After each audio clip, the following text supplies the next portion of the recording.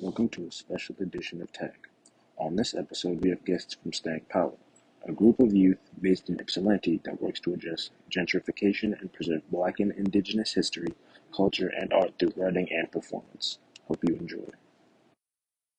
Hi guys, my name is Sophie. I'm here today with Daniel, Amelia, and Kaden. And we also have two special guests with us, Ciara and Shane, who are from Staying Power, who are going to talk with us today a little bit about what their organization does.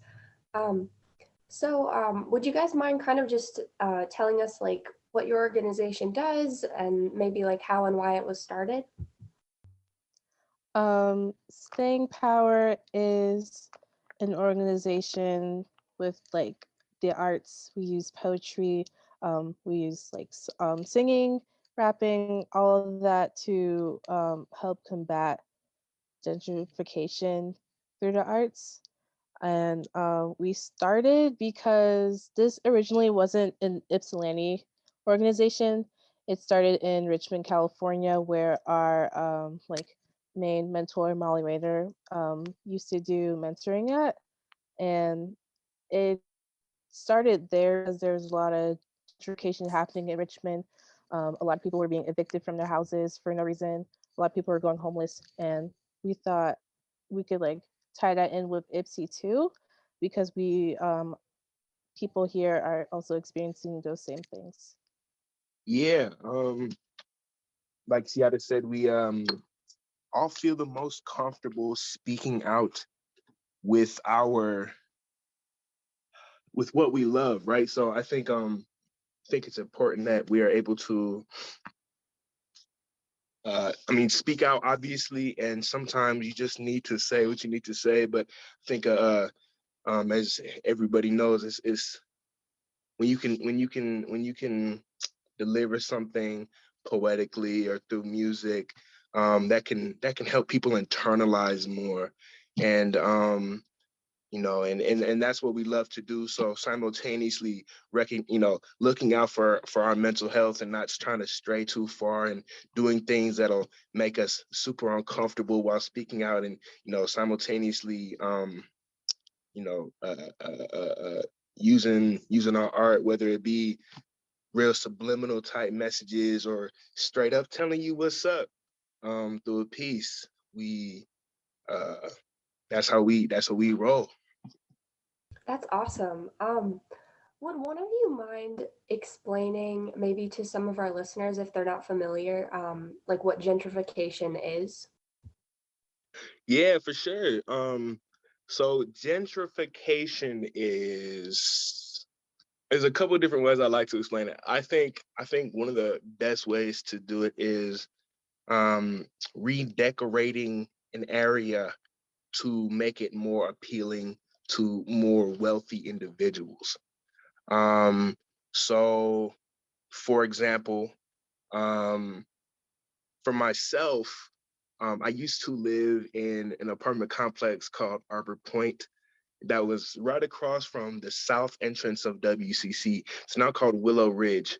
They called it Willow Ridge about a year before we had to leave.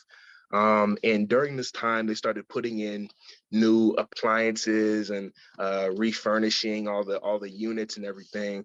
While we were just stuck with the old stuff that didn't work anymore. And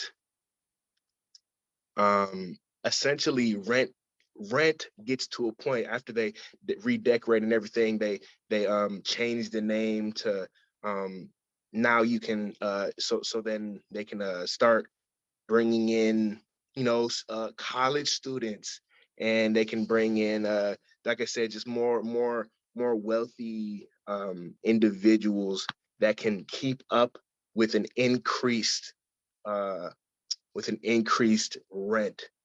um so yeah, so boom, they was putting in new appliances, they redecorated the name, they painted it new colors and everything.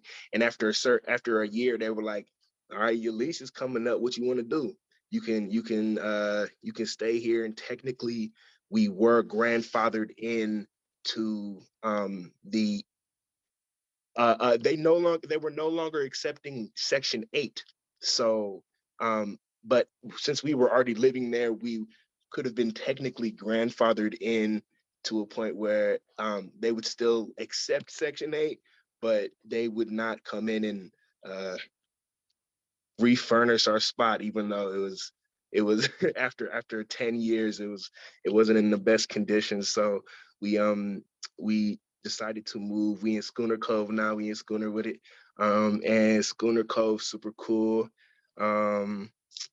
And they do take Section 8, but yes, unfortunately, it is moving uh moving those who are financially challenged out to it's essentially if you can't keep up with this rent, you gotta go. Could you maybe tell us a little bit about what Section 8 is? I'm not familiar. Yeah, absolutely. Section 8 is just after if you are at a certain financial range, you are allowed to be on Section 8. Section 8 is sort of financial help, or like almost like insurance. So it'll well, no, not necessarily insurance, but it's if you are within a certain financial range, you are allowed to get you are eligible for Section 8, which will help you pay rent, and just kind of keep the bills up. Well, mostly help to pay the rent. However, going through the last couple years with Section 8 and unfortunately some bad landlords, it's just been kind of a mess. Section 8, they really kind of police um, they really police your income, because as soon as you are out of that range, just $1, $2, they will kick you out and you got to pay for rent now, or they will take you off of Section 8, and now you got to pay for rent, and a lot of people are just not in that situation. So that you have to constantly be filling out paperwork about new income if you get a new job, different things like that. Just if you get like a little like $25 stipend from somewhere, you gotta report all of that new income, because they're just super strict about what you can and cannot be making and or doing while you're on Section 8. And it's hard to, I can like, yeah, go ahead, Daniel. I was just gonna say that I can relate to Shane a lot because I actually used to live in that same apartment complex back when it was named Arbor Point, and then I moved away for a year, came back, and when I moved back, it was called Willow Bridge, and everything was different. You could tell they tried to make a whole lot of modifications and everything. So it really changed the, like, I guess the energy of the place and like the vibe of it. And it was like you could tell it was an attempt to make it better than what it was, but then everyone who lived there previously knew that it was still the same place, but nothing on the inside changed. It was just a lot of outer visible changes so that it could look better and seem better when it really was inside. Just thought that was nice. That's so real. I think too is like, who are they making it better for? There's already people living there. There's already history there. Like I said, I moved there in like 2009, and we moved 2019. So I was there for 10 years. There's pride. I feel like there's a lot of pride in where in your neighborhood or where you come from. I know, at least for myself, there was a lot of pride there. A lot of my childhood friends, they left, before we did, but we call it AP, we call it, just whatever. We loved where we lived because of all of the memories associated. We grew up with each other. It's just and none of that is taken into consideration. And when you're saying make it better, it's not make it better for the community that you already have there. To make it better for wealthier suitors. Yeah, they're really driving up prices all around here, especially in the Ypsi area, because like everyone wants to live in Ann Arbor, and it's not great. My family has been renting in like, I'm kind of like on the edge of like Normal Park in like Midtown. And every couple years there's someone who comes in and like buys the house, and they have to sell it for more than they did before so they can make money off of it. And like it drives the rent up like every couple years, and it's not great. um, I guess I just also wanted to mention really quickly, I feel like a lot of sometimes like the assistance that like government kind of gives for like helping like pay the rent and stuff, and like you were saying, like the second that you make like more than like you get, then you're off of it. I feel my dad is kind of experiencing something right now with his like insurance or something, and like it's really hard, and it keeps people kind of in poverty, because it's like if you start to actually like make more and try and get out of that, then like you won't get the assistance anymore, and sometimes it's actually cheaper to like make less so you can still get the help. And that's that's a struggle that I think a lot of people are kind of dealing with. I can say, like, as for me, my experience has been, um, I haven't really stuck to one place. I lived in Ipsy my whole life for like 19 years, but me and my family never stuck in like one house. It's me, my dad, and my two older brothers, and I think we've been moving around since 2009, and we moved around like about 8 times now. So I lived in like Superior Township, Oak Ridge, West Willow, Aspen Chase. Um, there's so many other places. It's not coming to mind, but like, yeah. And now I'm back in Superior Township. Like, um, it's just been really hard to adjust because like there's not a single place I could really call my home, because like multiple places have been my home, but there's not like one solid place that was like my stomping grounds like that. So yeah. Yeah, for sure. You kind of answered my next question, but how can people interact with this issue within their own communities and like Ipsy specifically? Like, what do you guys think are some of the biggest key factors in creating changes within our own communities when it comes to this issue? First and foremost is knowledge is everything. It's kind of corny, I know, but we have been fortunate to be like introduced and associated with a bunch of super smart people because of staying power. Um, there is a historian named Matt Siegfried. Matt is just a walking abundance of knowledge, and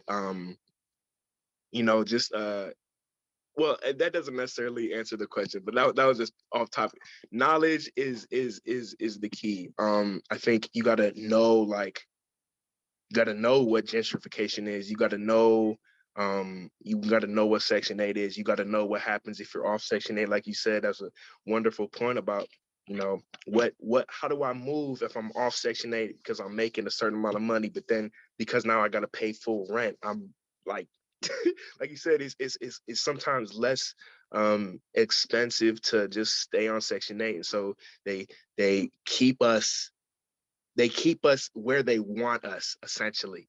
If you're impoverished, you're working for them, whoever them is in your life. I'm sure you can find that answer.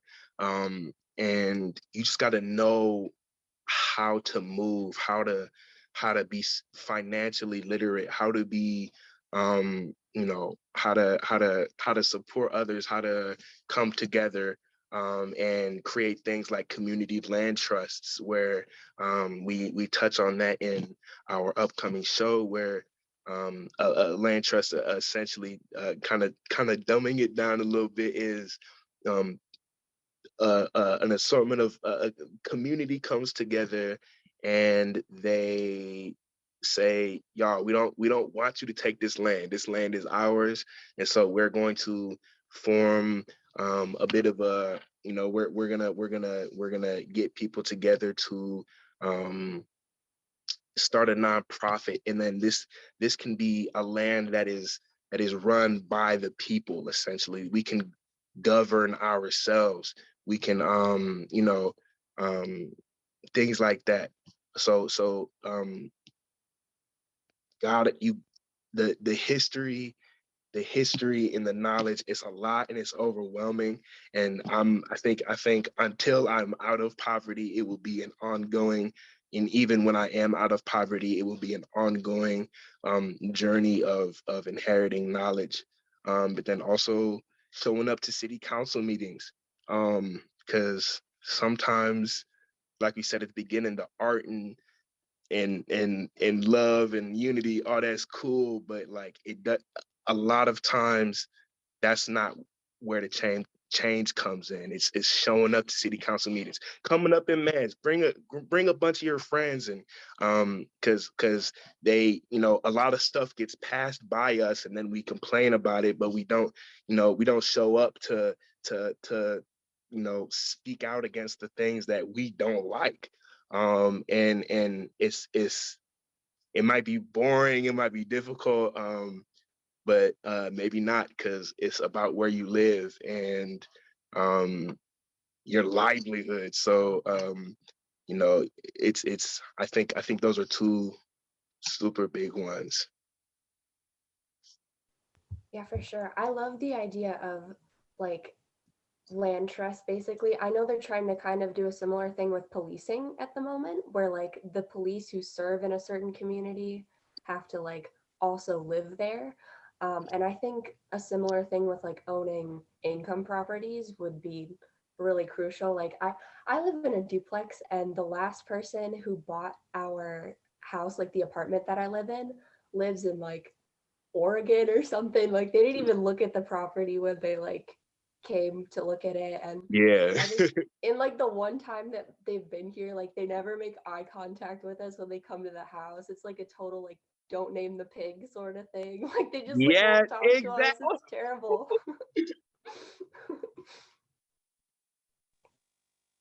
Yeah, it's not great. So yeah, that's a great idea.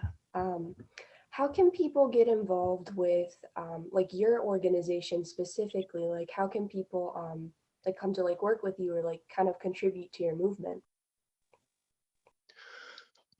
So right now, immediately, we are about a month and some change away from a super huge production that we are putting on at Ypsilanti High School, performing with the choir and everything. So immediately, show support on websites, come to the show, you know, donations.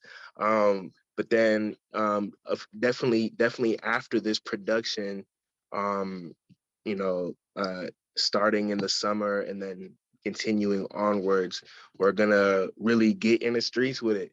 Because we have been a tradition, or at least traditionally, we have been, you know, we have a huge production that we work towards, and then we kind of take a break, regroup, and then get ready for the next production. Um, and then something, you know, we've all been talking about is, well, we call ourselves radical, we call ourselves this, that, and the third. And like I was saying earlier, the arts and everything, that's it's incredible and it has its place, but getting involved on the ground is equally as important, and that's where people need a lot of numbers too. Because there's a lot of numbers in arts, and there will always be time for that. There will always be people involved in arts. It's the people who are willing to get their hands dirty. Yeah, for sure. It's okay if you don't know, but I'm just hearing you kind of talk. Like I'm wondering. I know lots of maybe some of our younger listeners aren't like old enough to vote, but if you are old enough to vote, like what do you think is especially for people like important for people to be voting on specifically, like related to this issue? It's a really tricky question because um for my character that I play in the show, she talks about that exact same issue. A lot of people are in Ypsilanti are struggling to like see eye to eye with certain politicians because there's like a power structure. And these people in power, you know, haven't known what we've been through. So like it's hard for us to like vote for them when they haven't like had the firsthand experience of things they're trying to like campaign for. So that is a good question, but it's a tricky answer. Yeah. Yeah, that is quite a tricky question. Just because it's not even something that we have all collectively explored a ton as far as voting goes. And it's they're politicians at the end of the day, and history or not, it's hard to hold them accountable to what they say they're gonna do until after we voted them in and now they got the power and they could listen to us, but like they're already in and they got out of us what they needed, which was a vote. And so as far as the politicians go, I think really do the research as much as possible. Try to check the history, check what types of things have they said in the past where then they got in a position of power, or just things that may contradict what they're saying they want to do, and just really holding them accountable up until the point of voting. Like I said, showing up to rallies and this, that, and the third, and really asking tough questions and seeing how they respond type of deal, just kind of gauging stuff, because it's so hard to say, it's easy for them to say, I'm going to do this, that, and the third. And then, like I said, I feel like a lot of times we are just simply, I don't know, for lack of a better term, tools for them. They use us and then they dismiss us until we're needed again. So research. Yeah, for sure. I have like one more question and then I'll move on to Daniel's questions. He put some in the chat. But for you personally, like what's your favorite or the most powerful artistic demonstration you've seen related to this issue, like within your own program? Or like at the moment, what's your favorite if it's too hard to pick from all of them? No, I'm literally gonna say this show coming up, it's really about to be the best show we've ever put on. It's we have so many talented people in this cast. It's ridiculous. And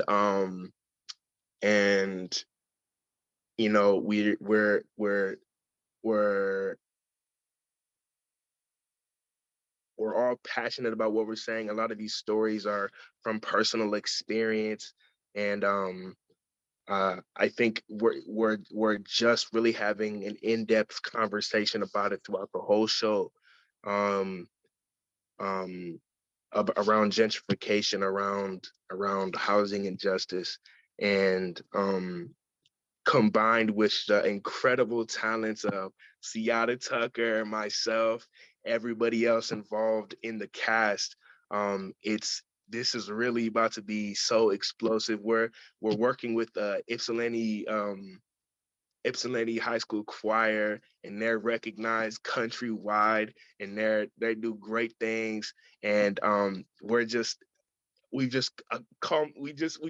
accumulated a bunch of super passionate, talented individuals, and we have a couple hours to just blow everybody's mind and really start conversations. I gotta say, it's this show. I don't mean to put you on the spot, but would you be comfortable maybe giving us like a little taste or like maybe reading a poem for us or something? Ooh, okay. I would say that I can give a small summary of the show, and I would love for y'all to get the full experience when you come to the show, and really, really get all your questions answered there. And if you would like to come to the show, we got just some details. We don't quite have a link for ticket sales yet, but the shows are May 14th and May 15th. May 14th, it's going to be 6 to 8 p.m. May 15th is 2 to 4 p.m.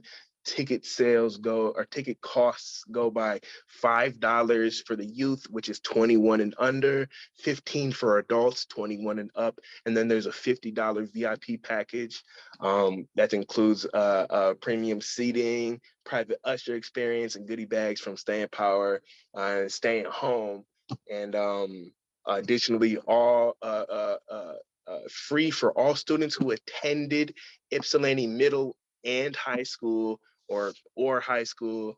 And there's group rates too if you show up with a bunch of people. So, but as far as the summary for the show, we are following a group of friends who grew up in a neighborhood between Depot Town and Eastern.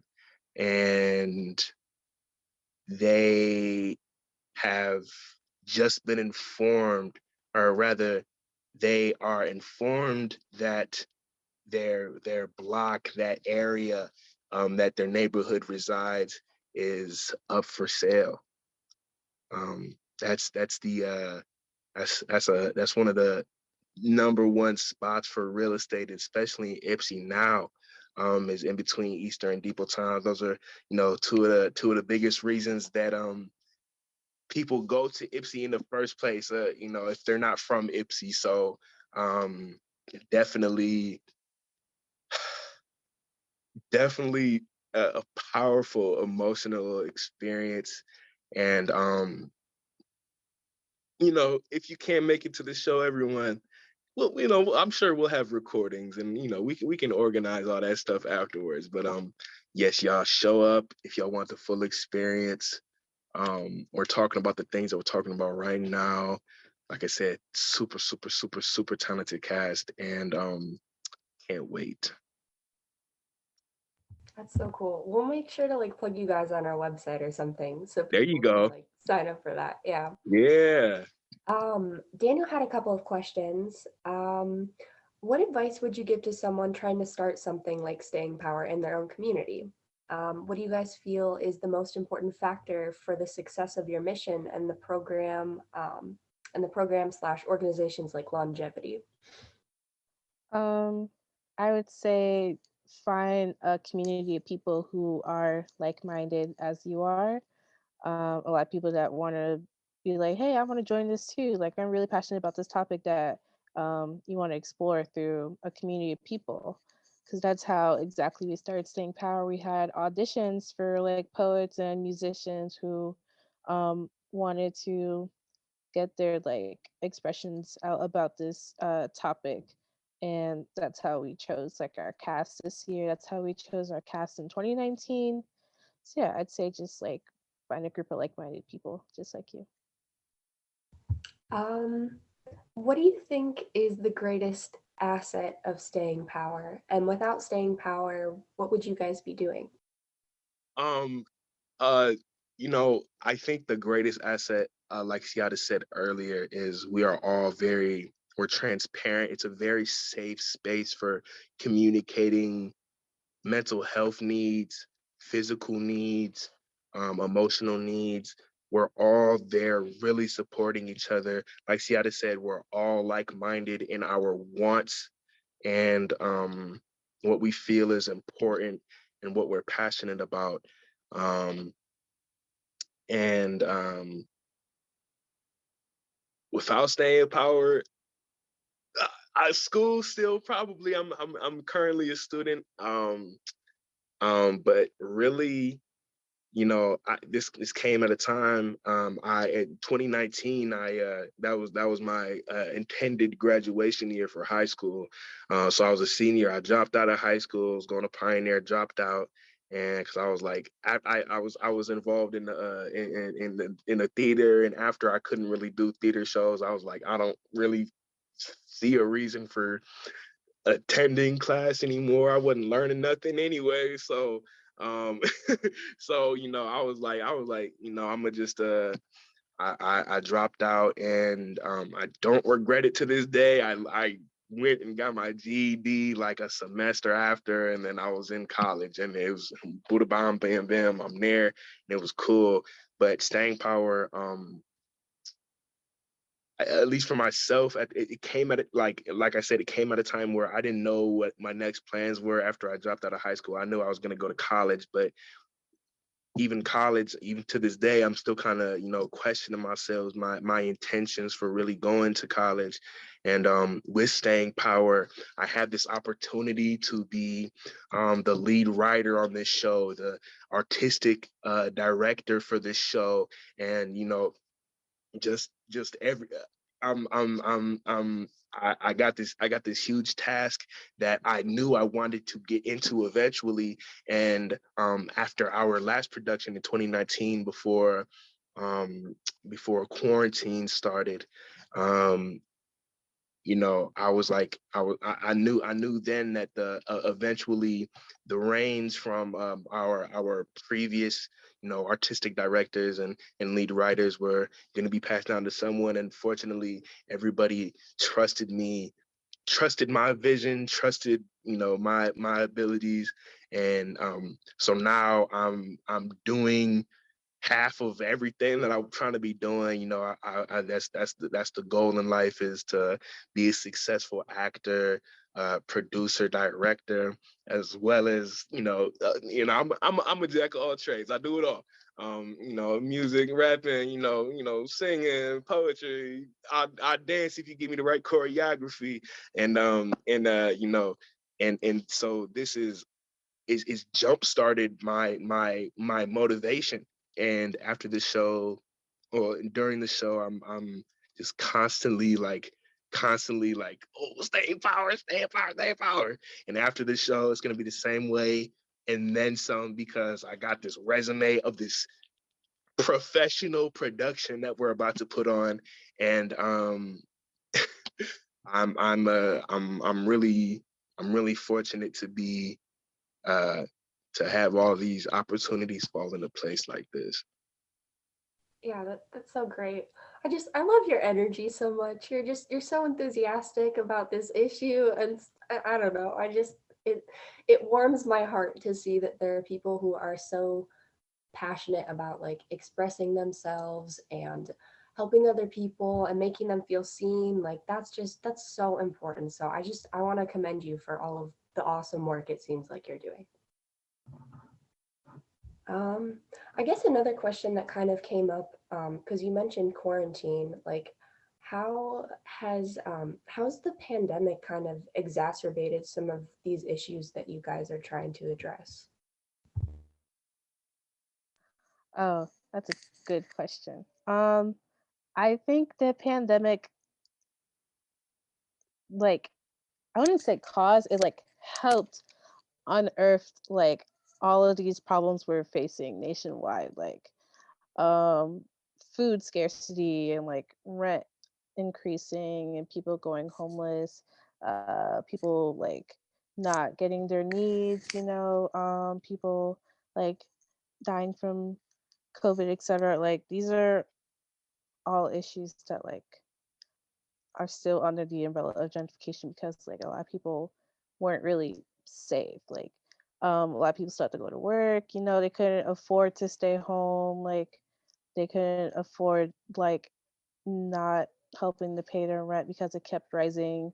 Like there's like a rent freeze, there were rent protests. Like I think all those things like helped unearth that. For sure. I feel like no one really expected us to kind of be in a situation like this, and a lot of times when we're in crisis we kind of rely on some of the systems like that we're part of in terms of the government, and I feel like it just kind of exposed that a lot of those systems aren't really equipped to serve us as well as they could. Definitely. So it's just like a moment of truth. I definitely commend you guys for the cause that you guys are trying to like support and help bring awareness and everything to, especially in the way that you do it, because not a lot of people use like art to raise like awareness or actually help people in this way. So it's definitely unique, very respectable, and hope you guys keep it up. Thank you. Thank y'all. Thank y'all so much. you know, that like I was saying in the beginning, like it's important. We we went to Idlewild, Michigan, in October. I don't remember. I don't know. I don't remember when it was. It was It was October. oh, see, I was right. Yeah. Okay.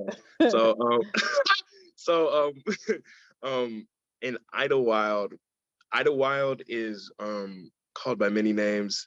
It's called Black Eden. It's called Black Utopia. Um, just a small amount of history, and I really hope I don't butcher this because we was just there. But it was a it was a popular vacation spot for a lot of Motown artists back in the day. So they would go there, and they all owned their homes, and you know, it was a beautiful place, and a lot of the homeowners there are generational. You know, their homes were passed down from generation to generation. Multiple generations have, you know, stayed in Idlewild. They stand in third, and what we were talking about earlier with community land trust, I'm not so sure this is what they have set up, but there is no police, there's no government in Idlewild. They all are about each other, and like just like, you know, holding each other accountable, and, you know, honesty, and you know, just love for this space enough to um not want to, you know, not have to you know, uh I don't know what word I'm looking for. Sabotage themselves or others, and it's really one of the most beautiful places I've ever been to. I think I was telling a lot of people, it was like after a certain point, there's like it felt like there was like a force field or something around Idlewild, and when you entered into that force field, it was like a dream. It was like you felt less stressed, you felt more connected to people, just felt more happy, more free. And I think that was, you know, I think that's just a part of its history, as well as how it's able to self-govern, like I was saying earlier, without need for, or well, I guess there's not need for police, but you know, just really accountability, communication, and love for their homes and their land.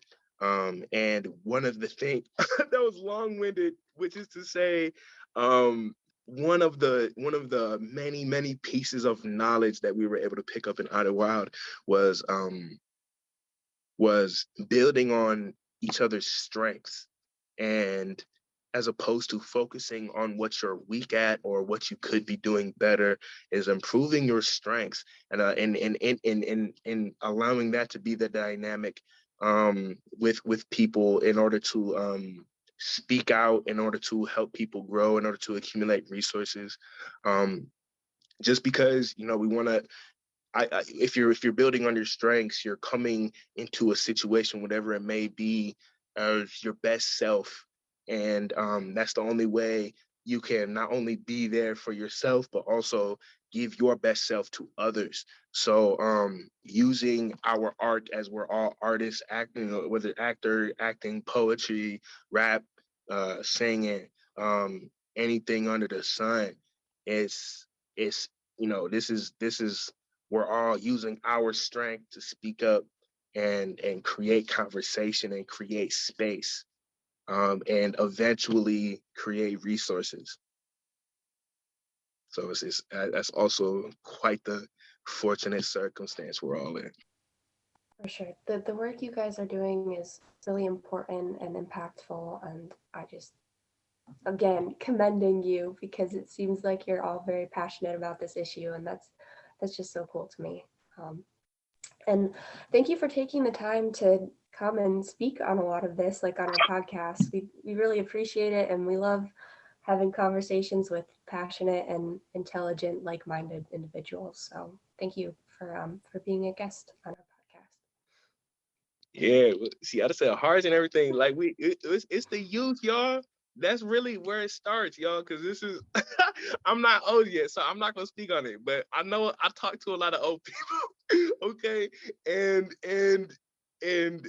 they everybody says like, this is the time right now. You're passionate about something. Go out, make mistakes, and grow. You got time to grow. We have youthful energy. It's something that like we're like, oh, youthful energy. What's that? Everybody got youthful energy. It's something if you're passionate about. But that's just what I'm hearing from them, and I think it's hard for us to recognize that until we're outside of that age range or whatever however you transition out of youthful energy. But this is just the fact that y'all having this podcast opening up space for conversation around this as well is equally as impactful. So thank y'all for doing this, for being a part of this, for being here and inviting us and making space for other youth to show their passion as well. Are you guys looking for people at any point coming up to like join? Will there be auditions at some time or anything like that? Or is it mostly like the focus is right now just on this performance? The focus currently typically around fall or like near winter, we'll probably have auditions again for people to come join us. We also have a volunteer committee in case you don't have the capacity to like be in the next production we have for next year. This is also my time to plug the Staying Power Ypsi Instagram. It's Stay Pow Ypsi, STAYPOWYPSI. And yeah, that's our Instagram. Hopefully we start to broaden out on social media in the near future. But yes. Like Seattle was saying, like we're this is like crunch time for the show. Production is crazy. It's like we got so much moving parts, so many moving pieces and everything. So this is really where our focus is right now. And just for total transparency for everybody, you know, we maybe are not looking to do another huge production like this one. Maybe we're trying to, think about how do we create spaces from our open mics? How do we, because one of the biggest problems was looking for a stage. And the only reason we didn't originally settle on Ypsilanti High School is because unfortunately the school doesn't take care of the theater. The stage is coming up. We were there other day, just checking some stuff out, and I stepped on one of the like tiles and like it came up over. It's just like it's really it's unfortunate because there's so much talent there and there's so much I guarantee there's so many different artists and everything, and the fact that it's not like that theater or just different spaces for young people to express themselves artistically, which is important because that's one way. At least I know some people that's kind of their best way of expressing themselves, of exploring and healing their trauma, and just creating that space is so impactful. So fortunately we were able to get connected with a bunch of super professional people. We don't know the stage is very much usable. We're obviously using the stage, we'll just have to be careful, this, that, and the third. But the goal is like, get that stage popping again, get that stage popping, but also create new spaces, take up some of these empty buildings that are new funky restaurant opening up that's going to close down in another 2 months. Like, it's just constantly new types of like whack restaurants that are opening up, blah blah blah. But we can make a little cool lounge area type thing where we can do open mics, and we can do have people come and like, I don't know. There's so many different possibilities. All I'm trying to say though is that like we're trying to get more involved in really, really, really, because there's only so much we can do with a cast of 20, 30, whatever the numbers may be, and really trying to be more widespread in our impact. So I think that was, some of the conversation we were having about next steps for staying power. But we will always have productions, and I'm not saying that there won't be another production. It's just so time consuming that it doesn't allow us time to, you know uh, uh, uh, really be on the ground. So there will be so many opportunities. We're gonna take a break after the show, but then after that, we'll be in conversation, and we can be in conversation with y'all as well. Like, obviously, we want the youth to be involved. So as soon as possible, we can let people know, like, kind of what our plans are, how they can be helpful, how they can join, and go from there. Yeah, we'd love that. We actually kind of started writing like a newsletter with our pack eventually. Yeah. We weren't originally doing that, but I thought that it was really important that like the people who are kind of behind the stuff that we're making just had a way to like reach out to kind of the people that we're addressing like in our community.